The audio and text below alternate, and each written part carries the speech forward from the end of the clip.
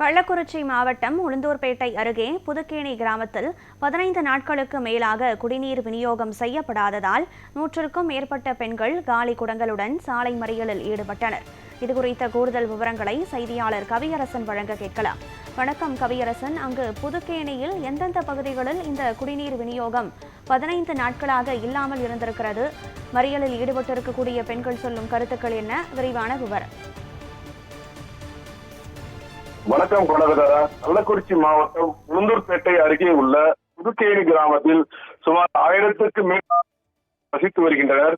இந்த கிராமத்தில் ஊராட்சி மன்ற நிர்வாகத்தின் மூலம் கிராம மக்களுக்கு குடிநீர் விநியோகம் செய்யப்பட்டு வருகிறது. இந்த நிலையில் கடந்த 15 நாட்களுக்கு மேலாக சரிவர குடிநீர் விநியோகம் செய்யப்படவில்லை என்று கூறப்படுகிறது. இது குறித்து ஊராட்சி மன்ற நிர்வாகம் மற்றும் ஊரக வளர்ச்சித்துறை அதிகாரிகளிடம் பல முறை நேரில் கூறியும் கோரிக்கை மனு கொடுத்தும் உரிய நடவடிக்கை எடுக்கப்படவில்லை என்று கூறப்படுகிறது.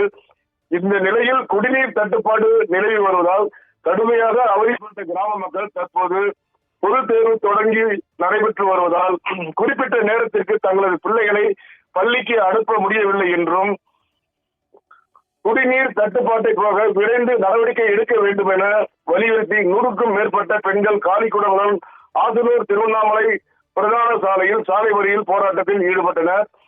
இதனால் இந்த சாலையில் சுமார் 30 நிமிடம் போக்குவரத்து பாதிக்கப்பட்டது. இது பற்றி தகவல் அறிந்து வந்த எடைக்கல் போலீசார் சம்பவ இடத்திற்கு விரைந்து சென்று போராட்டத்தில் ஈடுபட்ட பெண்களிடம் பேச்சுவார்த்தை நடத்தி ஊராட்சி நிர்வாகத்திடம் கூறி தடையின்றி குடிநீர் கிடைக்க உரிய நடவடிக்கை எடுக்கப்படும் என உறுதி அளித்ததன் பேரில் பொதுமக்கள் போராட்டத்தை கைவிட்டு கலைந்து சென்றனர்.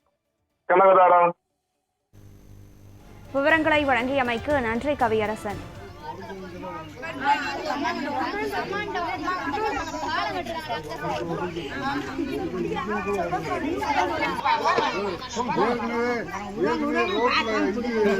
வேண ரோட்ல